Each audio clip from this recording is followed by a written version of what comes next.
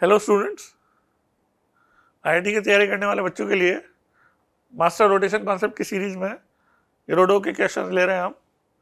आज 1.196 की बात करेंगे। ये थियोरेटिकल क्वेश्चन है और एंगुलर मोमेंटम की जो डेफिनेशन होती है पार्टिकल्स के सिस्टम के लिए, उसे यूज करके हमें इस सवाल को करना है। ये हमें पता है कि एंगुलर मोमेंटम एक पार्टिकल का जब लिखते हैं तो हम आर क्रॉस एम वी कहते हैं। पार्टिकल्स के सिस्टम के लिए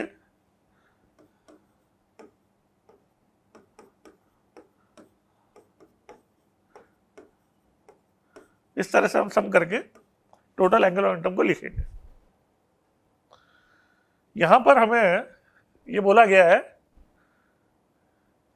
कि यदि एक पॉइंट हमें दे रखा हो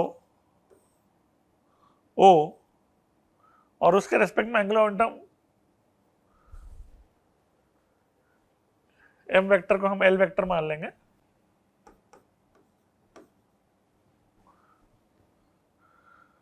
तो किसी दूसरे पॉइंट जिसका पोजीशन वेक्टर ओ के रेस्पेक्ट में आर ओ है, उसके रेस्पेक्ट में एंगुलर मोमेंटम कितना होगा, ये पूछा है।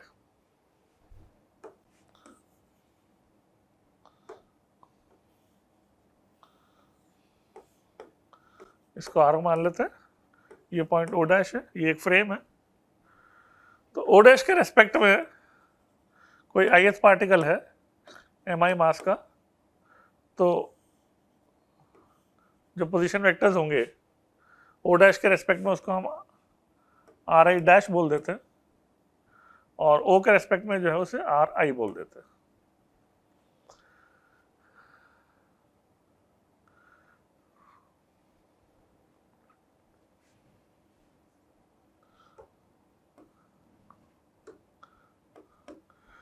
अब ट्रायंगल लॉ से हम ये कह सकते हैं कि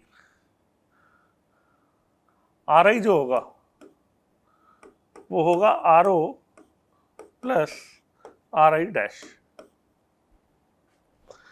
ओ डैश की पोजीशन ओ के रेस्पेक्ट में फिक्स है, ऐसा नहीं है कि ये मूव कर रहा है।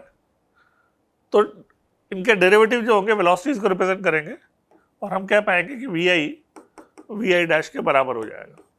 क्यों? क्योंकि आर ओ का डेरिवेटिव 0 है। तो हमें एक पॉइंट ओ दे रखा है, एक पॉइंट ओ डैश दे रखा है, दोनों मूव नहीं कर रहे हैं। हमें एक के रेस्पेक्ट में एंगुलर मोमेंटम एल गिवन है, दूसरे के रेस्पेक्ट में एंगुलर मोमेंटम एम डैश निकालना है। तो एल डैश जो है कैसे लिखा जाएगा?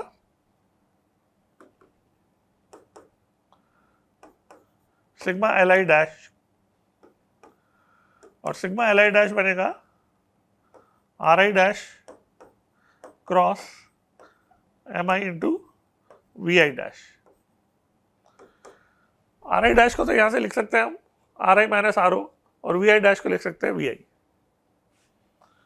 तो एल आई डैश को हम एल के टर्म्स में एक्सप्रेस करना चाहते हैं, तो डैश वाले जो सब्सक्रिप्ट वाले हैं उनको विदाउट सब्सक्रिप्ट आर आई और वी आई के टर्म्स में लिख देते हैं।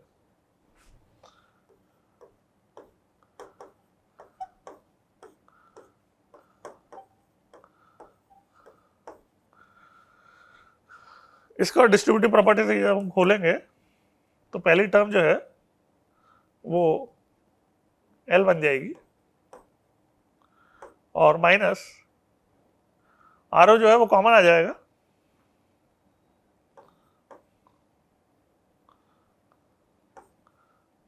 क्रॉस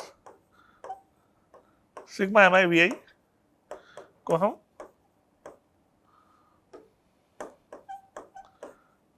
क्या लिख पाएंगे?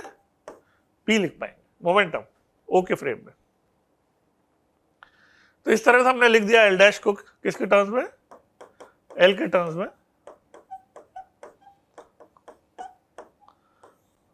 यही हमें ऑब्टेन करना था। दूसरा पार्ट पूछा है कि ओ की पोजीशन पर कब ये एंगुलर मोमेंटम पार्टिकल के सिस्टम का डिपेंड नहीं करेगा। मतलब ओ यदि कहीं और हो तो आर वेक्टर चेंज हो जाएगा। ओ की पोजीशन पे डिपेंड नहीं करने का मतलब आर पे डिपेंड नहीं करना हुआ। और आर पे डिपेंडेंस कैसे हट सकती है? यदि पी जीरो हो जाए। पी कब जीरो होता है? सीएम फ्रेम में जीरो होता है। तो यदि हम सेंटर मास का फ्रेम में काम कर रहे होंगे तो ओ की चॉइस पे एंगुलर मोमेंटम की डिपेंडेंस नहीं होगी।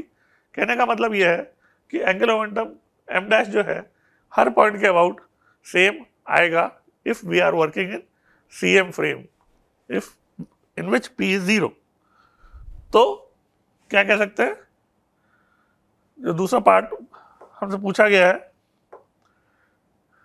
कि find out when does the angular momentum of the system particle does not depend on the choice of the point O, means same